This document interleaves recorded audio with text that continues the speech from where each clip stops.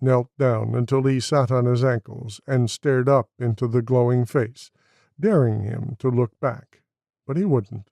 He just sat there mumbling, either unaware of Kip being inches away or deliberately avoiding acknowledgement.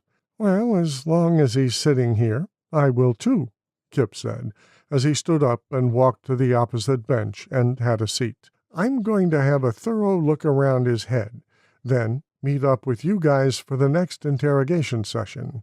You up, or someone else?" "Mike is. His psionics aren't that good, but he's got a personal stake in this. We've also got a couple of Icrid specialists to help out. I had my shift this morning. Greg will take the last of the day."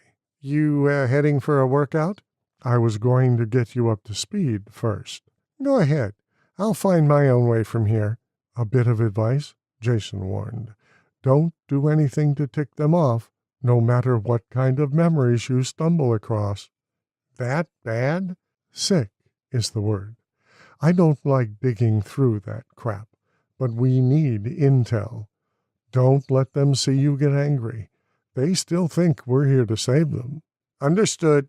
Jason walked off and left the two of them alone, still with no reaction from the Protovic as Kip began a memory search. The different mental structure took him a while to adjust to, but after that it was no different from the memory searches he'd made of ADZ Protovic in years past.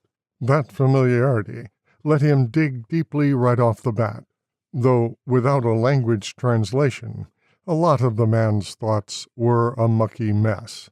Some of the first memories he went to were of the sacrifices, wondering what this one thought about them.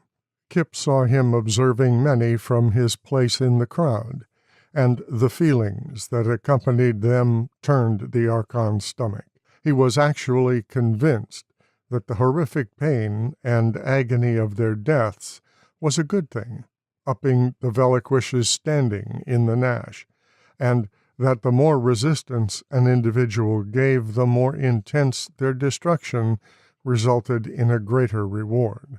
This Protovic actually relished in the agony and betrayal of those he witnessed being sacrificed, all the time knowing that it could happen to him at some point.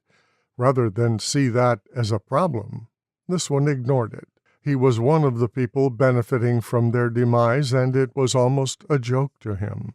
The people he was seeing sacrificed had thought it would never happen to them, and now it was, with that horrific response all the more savory. He actually relished their screams and the scent of their incinerated blood and flesh. For what was a person had now been taken and consumed like fuel, and that visceral trade that he knew by nature was not supposed to happen, that was fundamentally wrong, would be compensated by a blessing in the Nash. A wrong had to be done in order to receive the counterbalance, and the more wrong they could heap on the sacrificial slaughter, the sweeter the recompense.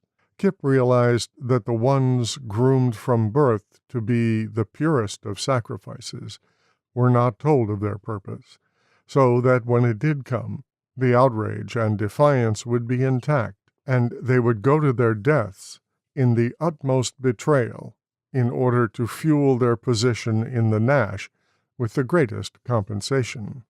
Jason was right in that Kip wanted to Vader choke this bastard right here and now, but the Archon steadied himself and forced his emotions within the barrier of his skin, not letting anything show on the outside, as he continued to dig into the man's memories until he could stomach no more and had to take a break. When he stood up, the Protovic finally opened his eyes and looked up at him, speaking to him in words that Kip could not understand. Channeling his anger into irony, Kip turned back and looked at him, smiling and speaking in the nicest of tones. "Hello, my name is Inigo Montoya. You've killed far too many people, and now that we know where you and your Sith buddies live, prepare for your entire civilization to die."